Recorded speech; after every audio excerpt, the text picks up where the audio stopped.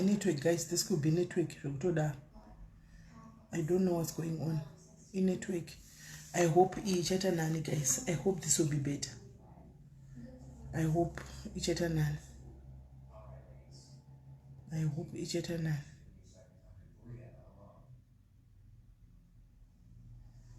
I hope it's going to be better.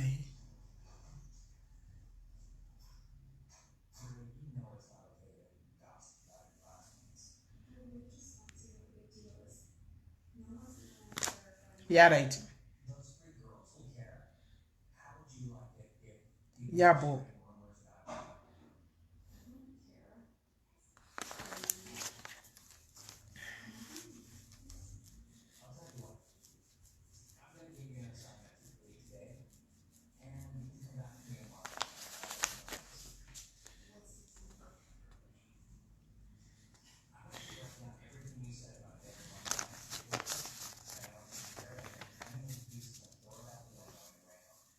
Yeah, right. Okay. Right.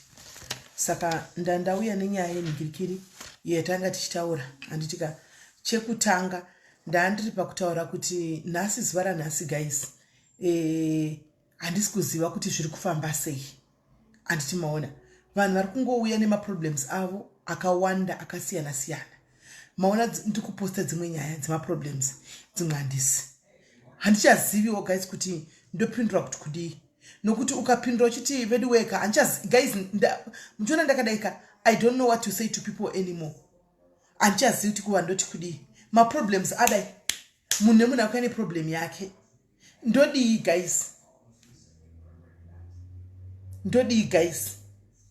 vanhu vari kuya nemaproblems avo every day every second kana iri nhasi chaiyo handichazivi kuti ndoita sei maproblems ari kuuya left right and center ndadzifigwa kwarwariwa hatina pekuda vedo ndoita sei asikana ndiudzewo kuti murini imimi munopindura kuti chi asikana munhu sari kungoya ndipindura kuti kudii ndiudzewo sandapinda panyaya yanhasi ndipindure kuti chi vanhu vese ndipindure kuti chi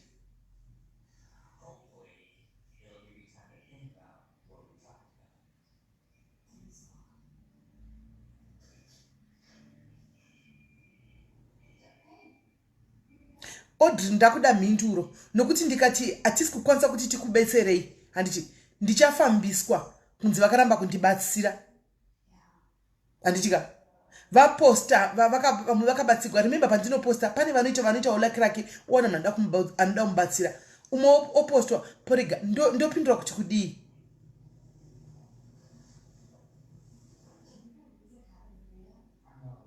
ndakataura last time ndakataura nyaya yemapolisi ukataura nyaya yemapolisi unotukwa kunzi hamuna moyo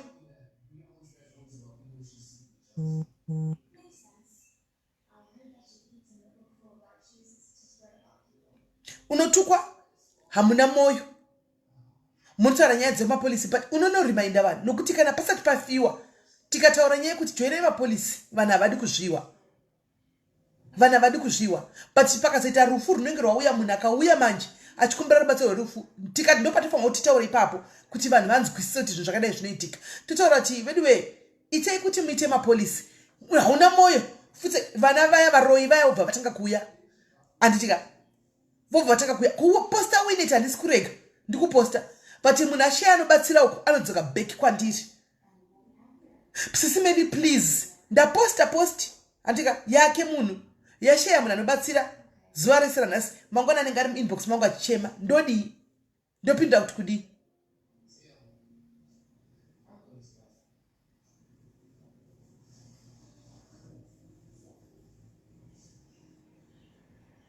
veduwe regai ndichitaura izvi handika varoi vaya mubve machitongo ndituka kawanda handiti please joinai mapolisi police is less than 100 rand joinai mapolisi it's less than 100 rand ndinogona kuverengerai nyaya dzandinadzo kana muchida ndichikutaridzai pano ndogona kuverengerai ndichikutaridzai muone iyo yekuti I can't period inonosvika yachindi kunzi she was being rough havana kundipindura zvakanaka ndodi vedwe ndodi ndozvicheka here ndozviuraya here asikana. Last time ndokurangara ndichitukwa kwazi kuZim Crime Channel uko kwaita vanhu vakavana vakanga vachikumbira mari yekudoneterwa kuti mabhodha ainde kumba. Ndikati kana mashaisisa mari second option vigai muno ndo ndakatukwa nevaroi vaya zvana izvi. Ndakatukwa nevaroi Winnet chinonetsa takambovhara vamwe vari kurwara patinovhura vanenge vakamirira tisi kutaura munhu 1 kana 2 kapa vanenge vakamirira kuti mapaya makati makavhara tapinda muna machitauya tadzoka todii vasikana. Hamungazvinzwisisi kana ndichaura kudai guys nokuti hamusimi munobata fo dei mamugona nyatsanzvinzwisisa ndingakusanangurira isei kuti munyatsonzwisisa zvandiri kusangana nazvo kuseri uko. Bedwe joinai mapolisi.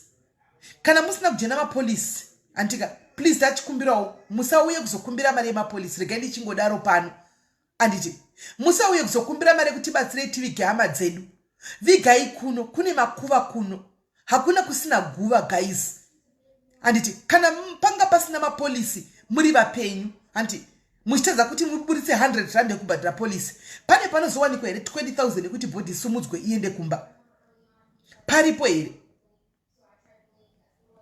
Endai muno kana polisi yaramba kubuda ichai kuti vanhu muvigai vanhu muno makuva arimo muno hakuna kune guva hakuna kunonzi munhu akavigwa kuZimbabwe anomuka anditika musandituke zvenyu because it is the truth anditi diaries yamunomhanya anditika muchingouya pano kwai vhara phone saka ndovhara phone yangu mangwana pandichavhura zviripo kandi mameseji kuWhatsApp andingangondimirira ukasamavhurazve kwai ndakaisa meseji kubva riina havana kuvhura phone yangu antimazviona. Please nachikumbira vanhu vari kufigwa musauye please nemweya waMwari nemweya wepeace nemweya werunyaro nemweya werudo munhu ari kufigwa nehama yake kana musina polisi ka please nachikumbira kuti muinde kune mamwe mapeji indai henyu kune mamwe mapeji munokumbira ikoko rubatsiro kuti muindisirwe hama dzenyu kumusha nokuti right now kana ndichitaura kudai it comes as if I'm very insensitive. But the truth is, I'm talking realistic. I'm not being insensitive. Kana sina 100 rand kubhadhira polisi. Saka 20,000 ndiani anozokupa 20,000 kuti akupe kuchita kurama yako ende kumusha. Ndiani asina dambudziko rake. Ndiani.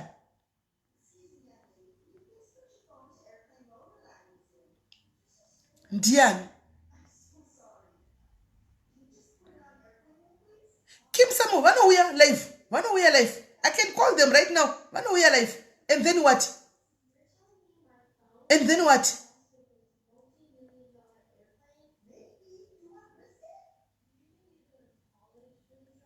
Anyway, ndandichikumbirwa nemweya waMwari. Vafigwa ndofunga takaita grace period. Handitika yekuti iyo zvino zvitingabatsira kusvika pakati. Handika pakadarika. Kubva iko zvino munhu wese ave nepolisi yake. Anditika kana wafigwa ndanchikumbira let me make it clear here so that you can all hear. Vhura inzeve. Grace period takaisa yakapfuura. Kana ukafirwa starting from today musauye kwaSIS MELLY diaries kuzokumbira mari yerubatsiro kuti tibatsire kutakura hama yedu kumba. Takura ya hama yenyu imimi endai kune mamwe platform kana kuti vigai muno. Those are the three solutions that I can give you. Kumbira rubatsiro kune mamwe platform vigai hama yenyu muno kana tengesa ichifuyo kuZimbabwe motora hama yenyu menda nayo kumusha. Nokuti ndaneta vasikana. Ndaneta. Izvo zvimaikupa kwacho zvinotukisa ndokutaura izvi ndozvandakangotaura exactly kuZim Crime uko. Ndikaitwa apart nevaroi kwana kuya. Vigai muno hakuna kusina makuva. Takaviga bride muno variko wani kumakuva. Wamakaviga kuZimbabwe ariko wani kumakuva. Pana akamuka eraskana. Shona yedu inoti mukaviga munhu kunoku munotora ivhu munoviga futi kumusha. Inyama yega inongovigwa mukofini mufunge. Inyama mweya unenge usimo unenge watogwa nemuridzi wawo. Saka nyama mudi kuramba makabatirira kunyama nokuti nyama yamakaviga mwedzi wakapera museri kuZimbabwe yakatoora, izvozvi iri kudyiwa nemujuru. Andimaona ari kuno neari kuZimbabwe mukofini anongodyiwa nemujuru zvakafanana. Muri kuninzwisisa? It's all the same. Vurai mapolisi 100 rands. Izvozvi ukaivhura December unoyu, January, February inenge yatovera iti. Inenge yatovera iti.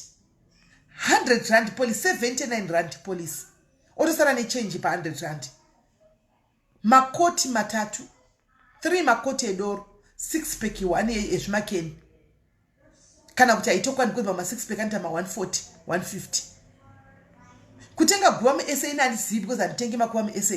But vanongovigawo muno kontingagodi, tingadi. The best option is for them to buy a grave kwese kune makuva vasikana. Secondly, anti muri kunzwa,